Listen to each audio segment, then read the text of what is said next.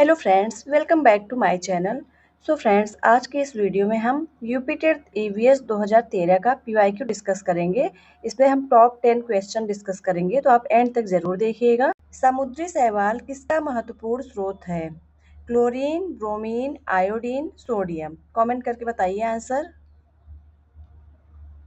तो फ्रेंड्स, समुद्री शैवाल आयोडीन के प्रमुख स्रोत माने जाते हैं और इसकी कमी से ग्वाइटर या घेंघा रोग हो जाता है और इसमें थायराइड ग्लैंड में सूजन आ जाती है।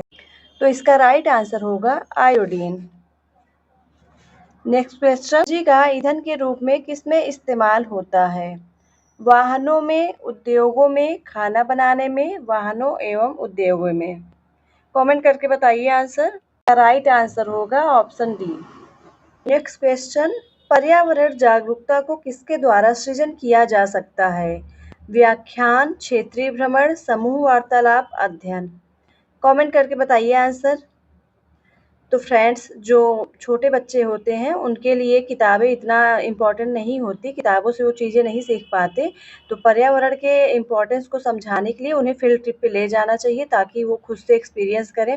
जैसे पेड़ पौधे, पशु पक्षी, नदियों, ये सबको देखें और खुद से एक्सपीरियंस करें, रियल लाइफ में वो कनेक्ट कर सकें।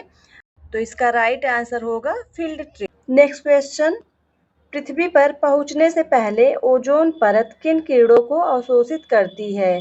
गामा किरणें, एक्स किरणें, पराबैंगनी किरणें, बीटा किरणें।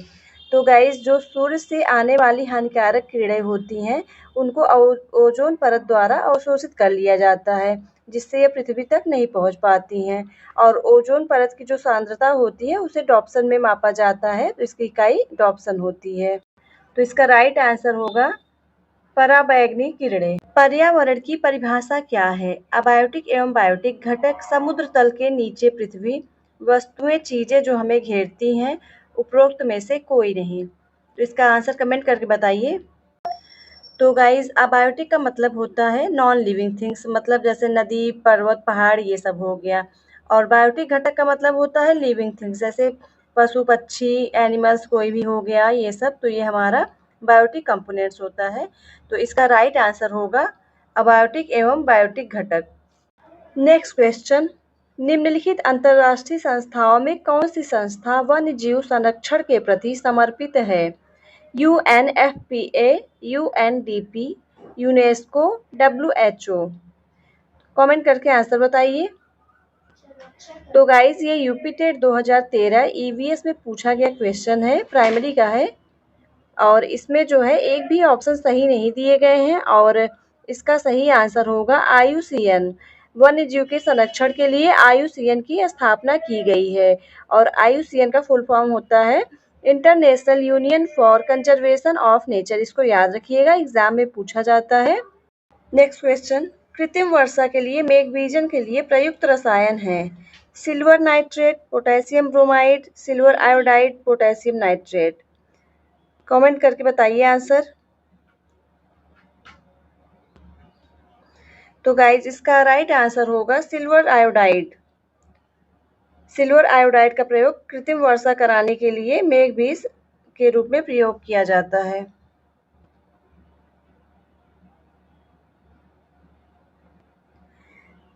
तो गाइज, इसका राइट आंसर होगा सिल्वर नाइट। अरे यार, हम क्या कर रहे हैं।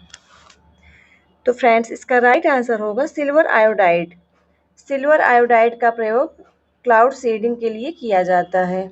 नेक्स्ट क्वेश्चन, चंद्रप्रभा वन्यजीव अभयारण्य निम्नलिखित में से किस जनपद में स्थित है? लखीमपुर खीरी, चंदौली, लखनऊ, वाराणसी। कमेंट करके आंसर बताइए। तो फ्रेंड्स, चंद्रप्रभा वन्यजीव अभयारण्य चंदौली में है, इसको आप याद रखिएगा, चंद्र से चंदौली। तो इसका राइट आंसर होगा चंदौली। निम्नलिखित में से कौन सा द्वितीय श्रेणी का उपभोक्ता है, मतलब कौन सा सेकेंडरी कंज्यूमर है? हाथी, सांप, बकरी, शेर। राइट आंसर कमेंट करिए। तो ऐसे समझते हैं, जैसे घास को बकरी खाती है, बकरी को सांप खाता है, सांप को शेर खाता है।